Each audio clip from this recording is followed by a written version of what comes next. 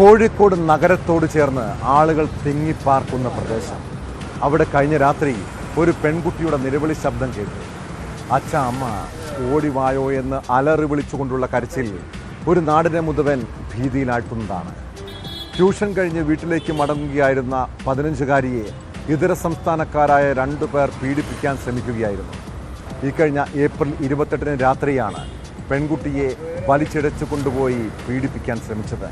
കേസിൽ ബീഹാർ സ്വദേശികളായ ഫൈസാൻ അൻവർ, ഹിമാൻ അലി എന്നിവരെ പോലീസ് അറസ്റ്റ് ചെയ്തു. CCTV ദൃശ്യങ്ങളാണ് കേസിൽ നിർണായകമായത്.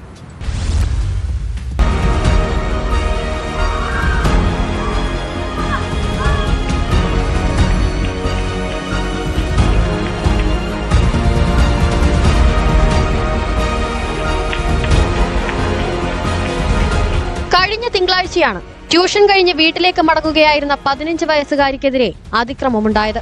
15 വയസ്സുകാരിയെ പിന്തുടർന്ന പ്രതികൾ അതിക്രമം നടത്താൻ ശ്രമിക്കുകയായിരുന്നു. ചെറുത്തുനിന്ന പെൺകുട്ടി നിലവിളിച്ചോടുന്ന ദൃശ്യങ്ങൾ ഭയപ്പെടുത്തുന്നതാണ്.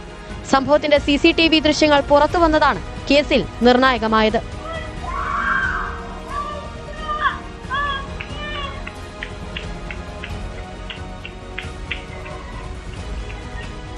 കുടുംബത്തിന്റെ പരാതി പ്രകാരം കസബ പോലീസ് കേസെടുത്ത് അന്വേഷണം നടത്തിയെങ്കിലും തുടക്കത്തിൽ സൂചനകളൊന്നും ലഭിച്ചിരുന്നില്ല.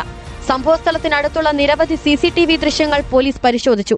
പിന്നീട് ഇതര സംസ്ഥാന തൊഴിലാളികൾ കൂട്ടമായി താമസിച്ചു വരുന്ന സ്ഥലത്തും പരിശോധന നടത്തിയാണ് പോലീസ് പ്രതികളിലേക്ക് എത്തിയത്. സംഭവസ്ഥലത്ത് നിന്ന് കിട്ടിയ സിമന്റ് പുരണ്ട ഒരു ചെരുപ്പും കേസിന് വഴിത്തിരിവുണ്ടാക്കി.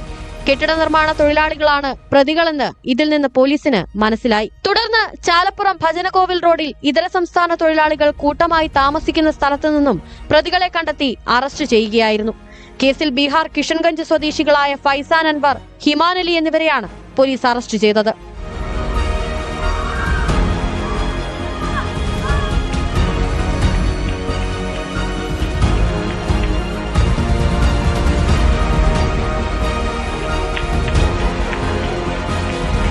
Kasaba inspector Kiran C Nair, ASI Sajeesh Kumar, CPOമാരായ Ratheeshan, Sanil T, Anoop Lal, city crime squad അംഗങ്ങളായ Shalu M, Baiju P, Sujith CK, Dibin N എന്നിവരായിരുന്നു അന്വേഷണ സംഘത്തിൽ ഉണ്ടായിരുന്നത്.